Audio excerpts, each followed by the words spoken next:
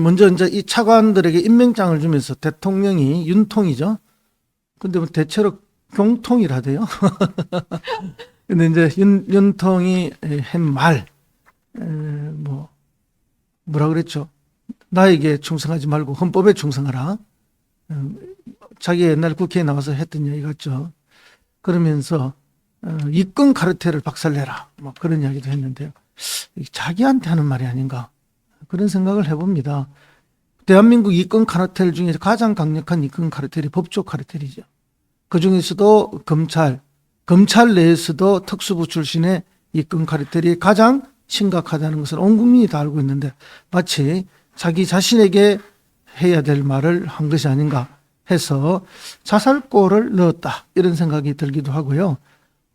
지금 최근에 대장동 사건과 관련해서 박영수 특검과 윤석열 대통령을 둘러싼 주변의 사람들 50억 클럽 등을 보면은 그들이야말로 이권 카르텔의 끝판왕이 아닌가 하는 생각들을 해보면서 이번 차관 인사에 관해서 말씀드리고자 합니다. 6명의 청와대 비서관들을 정부의 차관으로 보냈습니다. 원래 정부 안에서는요, 차관에 승진할 만한 1급들이 더 있습니다. 청와대에 비서관하고 있는 보다 더 스님들도 있죠. 그들을 다 제끼고 이분들을 내려보낸 것입니다. 그것은 국정 철학을 이해하고 있는 사람을 보낸다 이런 표현을 쓰는데요. 사실은 장관 인사를 해야 되는데 장관 인사를 못하는 거죠. 장관 좀 맡아달라 하니까 장관 하겠다는 사람이 없는 거예요. 장관 안 하겠다는 거예요. 안 하는 이유가 뭐냐 하니까 첫째, 청문회 때문에 못하겠다 이런 말씀을 하는데 사실은 속내는 이 정권이 이미 국민으로부터 버림받았다. 국민으로부터 인기가 없다.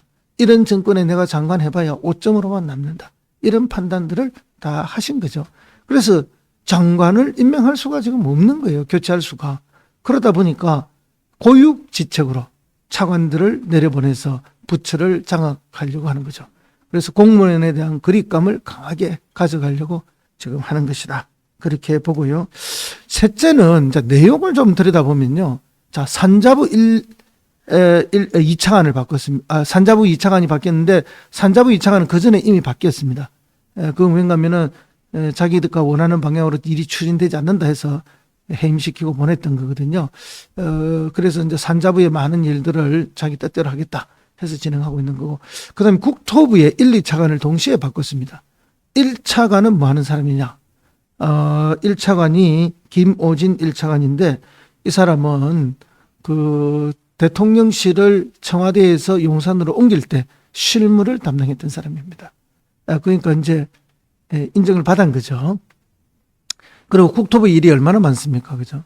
지금 당장 우리가 알고 있는 서울에서 양평으로 가는 고속국도 노선이 바뀌고 뭐 이런 일이 있지 않습니까? 이런 일들을 건설하는 게 다 국토부입니다. 판단하고. 그러니까 대통령의 입맛에 맞게 일해줄 사람들이 필요한 거죠. 그래서 이제 국토부 1차관과 2차관을 모두 바꿨는데요. 저는 그래서 이제 특히 이 1차관은 늘 공이 아닙니다. 언제나 공무원이었던 사람이 아니고 어공입니다. 어쩌다 공무원이죠. 정치인 출신 차관입니다. 그래서 1, 2차관을 동시에 바꾼 것은 또 다른 뜻이 있구나 하는 생각을 해봅니다. 사실은 이권 산업이 가장 많은 게 국토부입니다. 그러다 보니까 이 국토부를 장악해서 뭔가 노림수가 있지 않나 하는 그런 합리적 의심을 해보게 되는데 그것이 이번에 고속도로 노선과 관련해서 적나라하게 드러난 것이 아닌가 하는 말씀을 드리고요. 특히 원희룡 장관이 다음 총선에 나간다라는 이야기가 있습니다. 그랬을 때 장관 자리가 비게 되죠. 그러면 누군가를 국토부 장관에 임명해야 되는데 자기 입맛에 맞는 자기 말을 잘 듣는 장관이 와야 될 거 아닙니까? 더군다나 이권이 가장 많은 데가 국토부 일인데 그렇다면 바로 이 1차관 김오진 차관이 물망에 오르는 것이 아닌가, 미리 점 찍어서 보낸 것이 아닌가 하는 그런 의심을 또 해보게 됩니다. 그 다음에 해수부의 박성훈 차관입니다. 해수부 박성훈 차관은 어떤 사람인가 하면은 물론 이제 고시를 한 사람인데 오거돈 부산시장 시절에 부산경제부시장을 했던 사람입니다. 근데 이 친구가 또 말을 갈아탄 거죠, 저쪽으로. 그리고 이번에 해수부 차관에 온 겁니다. 부산 출신이죠.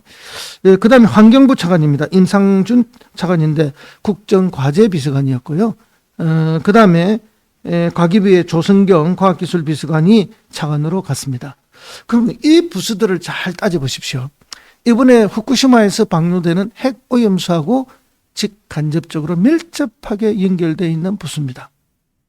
그래서 후쿠시마 핵오염수 방류에 대해서 논리적으로 부서가 잘 대응해야 되고 방어해야 될 그런 부서들입니다. 환경부, 그 다음에 해양수산부, 그 다음에 국토부, 그 다음에 과기부 이런 데 아닙니까? 전부 이 핵오염수 원전과 관련되어 있는 그런 부서다라고 우리가 볼 수가 있고요.